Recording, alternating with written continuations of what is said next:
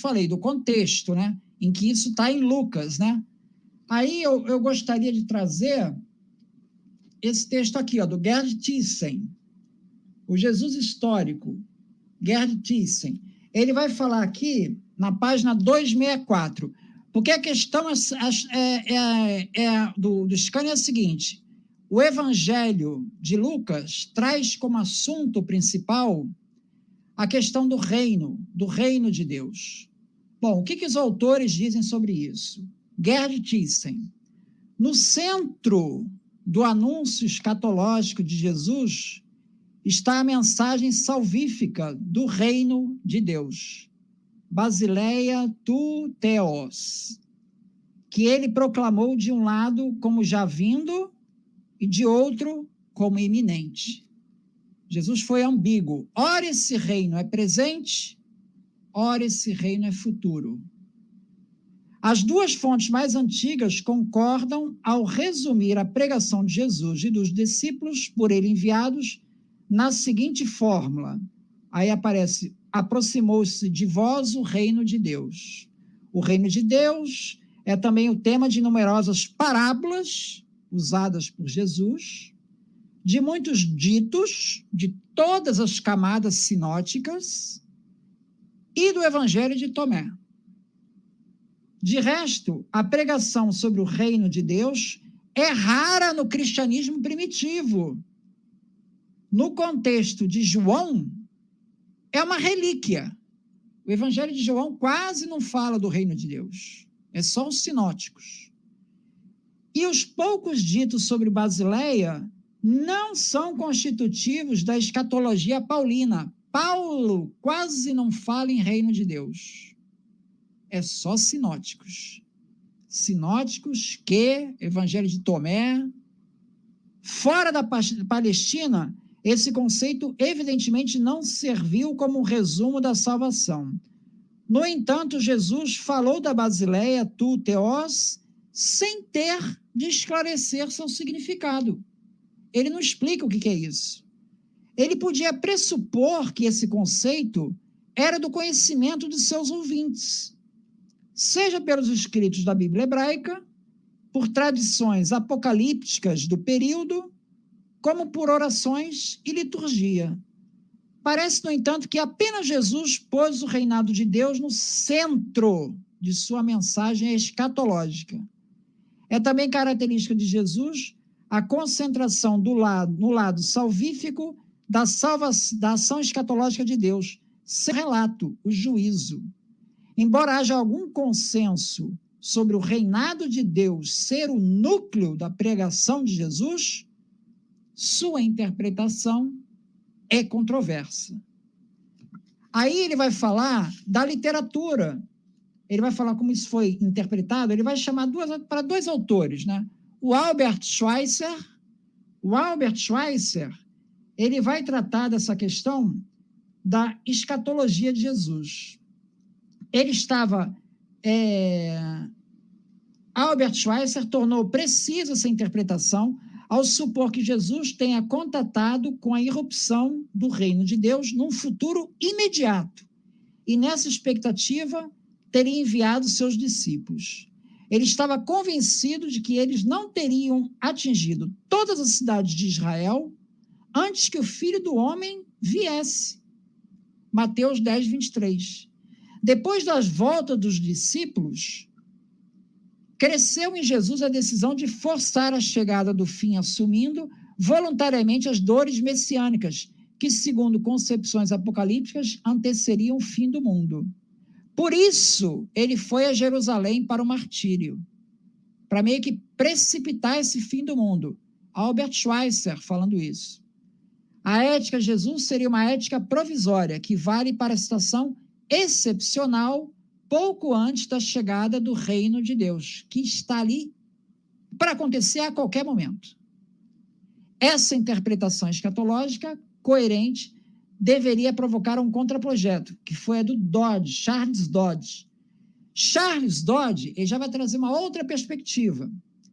Ele vai dizer, segundo essa interpretação, as parábolas de Jesus tratam não de um juízo próximo, mas da cisão que já ocorreu aos homens em face do reinado de Deus.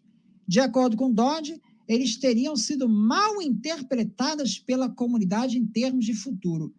Temos aqui no Charles Dodd e no Albert Schweitzer duas correntes que vão estar presentes até hoje no cristianismo, que é o tal do futurismo e do preterismo. Aqueles que acreditam que todas as profecias de Jesus já se cumpriram, os preteristas, e aqueles que acham que não, que Jesus ainda virá para cumprir o julgamento dos vivos e dos mortos. Está no credo católico. As pessoas vão todo dia na missa e falam isso toda a missa. Creio no julgamento, né, no final, onde virá para julgar os vivos e os mortos.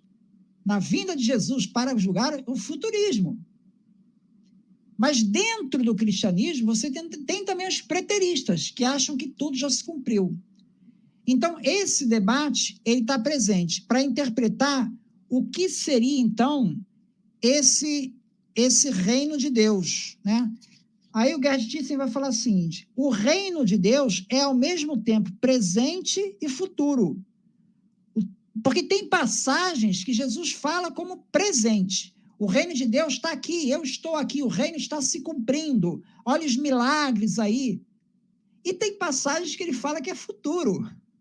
Esse que é o problema. O tempo de cumprimento já chegou. Satanás já está vencido. E essa é uma das perspectivas. E em outras passagens ele diz que é um tempo futuro. Como isso foi interpretado nos primeiros cristãos? Bom, eu vou trazer alguns elementos aqui, ó. Se você pega João capítulo 21,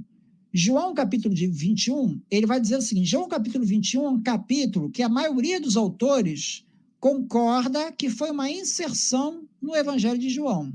Uma inserção que aconteceu logo depois do Evangelho de João, não foi muito depois, foi logo depois. Em que ali, ele fala no João 21, 22, ele fala uma profecia dizendo que Pedro será crucificado, e depois ele diz assim, diz Jesus, se eu quero, e quanto a João, aí diz assim, se eu quero que ele fique até que eu venha, que te importa a ti? Segue-me tu. Então Jesus está dizendo o seguinte, João, ele vai ficar aqui até que eu venha. Aí vem no versículo 23, divulgou-se, pois, entre os irmãos que este dito, que aquele discípulo não havia de morrer. Porque na profecia inicial que Jesus havia feito, ele fala para os dois irmãos, né? O Tiago, filho de Zebedeu, e João, filho de Zebedeu. Ele fala para ele, olha, vocês vão tomar o cálice que eu haverei de tomar. Está se referindo ao sacrifício que Jesus vai sofrer. E o Tiago, filho de Zebedeu, de fato, ele foi martirizado. Mas o João não. Tudo indica que não. Então, criou-se ali uma expectativa de que João, ou ele viveria até a volta de Jesus, ou ele não morreria nunca. Por isso que ele vem aqui no João 21, ele corrige. Criou-se, divulgou-se entre os irmãos esse dito de que aquele discípulo de João não haveria de morrer. Jesus, porém, não disse que ele não morreria, mas eu só quero que ele ainda fique até que eu venha. Então, esse capítulo 21 está dizendo o seguinte, olha, no momento que esse capítulo 21 foi escrito, que provavelmente já é depois de 70, depois da destruição do templo, ele está dizendo que João ainda viverá para a volta de Jesus. Então, temos aqui um texto da comunidade primitiva, dizendo que o que aconteceu em 70 não foi aquilo que estava escrito como promessa de Jesus de final dos tempos, aquela profecia de Jesus não foi a profecia de 70, porque ele está dizendo que aqui Jesus ainda voltaria e esse discípulo ainda estaria vivo, tá? Em 2 Pedro, capítulo 3, 4, 2 Pedro, todos os analistas concordam que foi o último texto escrito.